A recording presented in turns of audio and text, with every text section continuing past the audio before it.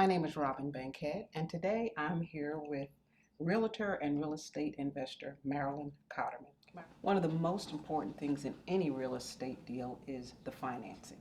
I have recently heard something about financing through self-directed IRAs or individual retirement accounts. Can you tell us what you know about this? I love this. This is really my little niche that I love. Self-directed IRAs, individual retirement accounts or arrangements. What you're doing is you're using the money from your traditional IRA or your self-directed IRA or your Roth IRA, I mean. You're using the money from that rather than going to a bank and borrowing money at an interest rate. You're using your own money that's in your Roth IRA. Now, if it's a Roth IRA, any profit that you make goes back into your IRA tax-free. In a traditional IRA, any profit you make goes back in tax-deferred. In other words, later on, after you're retired or whenever you start drawing that money out, you'll have to pay tax on that. But on a Roth, you don't have to pay tax on that. So that's why I like doing it in a Roth. So basically what happens is I find a piece of property and I decide, oh, I want to buy that, and it costs $50,000.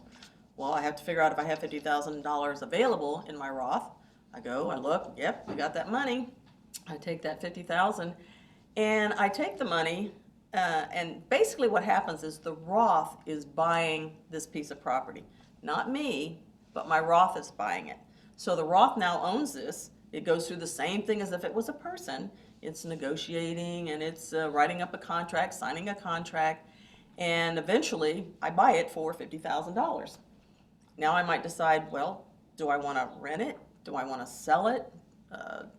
What has to happen? Does it need to be rehabbed? Does it need to be flipped? Same kind of thing with outside of a Roth IRA or a traditional IRA. So if I have to fix it up, maybe it needs new carpet or new appliances or painting, I have to take the money out of the Roth, buy the supplies, pay somebody to go fix it up. I can't have any personal benefit from it other than the profit going back in and someday withdrawing that profit out. So the key is you have to have enough money in there to buy it and also be able to fix it up. Maybe you've got $2,000 or $3,000 of expenses, or maybe you have $30,000 of expenses. You have to make sure you have that money in there because the Roth is actually buying it. You're not actually buying it. You may be able to do some of the paperwork, like signing the contract and that type of thing. But for the most part, if you're doing like desk work and maybe mailing in the check or something like that, then that's all you can do. And there's some restrictions on dealing with a self-directed IRA. You can't just go down to any bank and say, oh, I want to self-direct and I want to buy real estate. You have to have what's called a custodial company. The custodial is regulated, they're monitored, they're under a lot of restrictions and so forth, and they are dealing with what they call alternative investments, things like real estate. You might buy a car and have it fixed up and turn around and sell it. You can buy all kinds of things besides real estate in self-directed investing. There are some things you can't buy. You can't buy insurance, you can't buy collectibles, and there may be one other thing, I can't think of it at the moment. But there's just a few things that you can't buy. And so the IRS basically says, you can't do these things, so you can do all this other stuff. One of the keys, though, with self-directed investing is you can't have any personal benefit for other than getting the profit down the road, which means you can't deal with anybody in your linear descent. In other words, your parents, your grandparents, your children, your grandchildren, they can't deal with it. You can't have your Roth go buy it and have your son go fix it up, You can't have, those kinds of restrictions. There are other people, though, that you in your life that can do it, like your brothers and sisters, or I believe aunts and uncles and cousins. Anybody on the horizontal, you can have, they can do the repairs or fix it up or whatever. Of course, you're not paying them, your Roth is paying. Still, the money comes out of the Roth and pays for it. So that's why I love doing self-directed investing, because I've got that money just sitting there and the market is not paying me anything to let it sit in the stock market. I mean, I'm not making anything. So if I can make 10, 20, 30, 40% on my money, why wouldn't I do that? And I think most people don't do this because they just don't know about it. That's what I was getting ready to ask. I just recently heard about this method. Yeah. How did you discover it? Well, it's funny. I went to Chicago to watch a number of gurus talk about, it was called a learning annex. And there were a lot of different real estate investing companies out there. And I think it was Ron LeGrand had mentioned self-directed investing, and my husband and I looked at each other and was like, yeah, right. That's really, yeah, I don't believe that. There's got to be some catch to it. And before I knew it, I was walking down the hall at this event, and I ran into a company that does it. It happens to be Equity Trust Company, is who they had a booth there.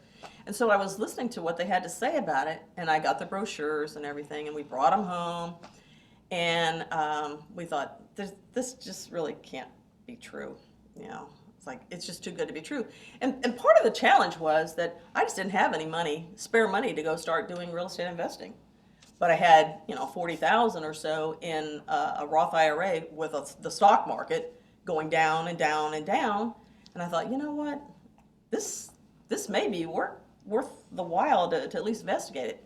So we did a little research, actually quite a bit. We had that paralysis of analysis thing going on. It took us a while. I'm one of those people that I got to know everything, every detail before I do it. Yeah, I got to understand it. I'm a calculated risk taker, but I'll take the risk eventually. And I'm so glad I did, because the self-directed is really, I don't have to live on that money. Now, when I retire, I have to live on it, so I wanted to make sure it was going to be there. But as time went on, and I didn't have the money outside, you know, I might have 5,000, 10,000 or something, but that wasn't enough in my mind to buy anything. My husband's like, well, we need 50,000 to buy a house, or 100,000. I'm like, I am not spending 50 or 100,000 to buy a house that we don't know whether we even know what we're doing.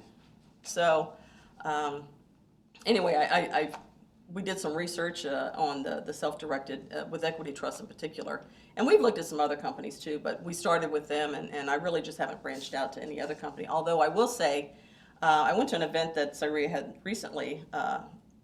Well, I don't know that they've necessarily put it on, but auction.com had an event, and CIREA had invited us all to go to it, and they indicated that they would do self-directed investing. And I know that the company they mentioned that will allow you to do self-directed investing with auction.com was Quest.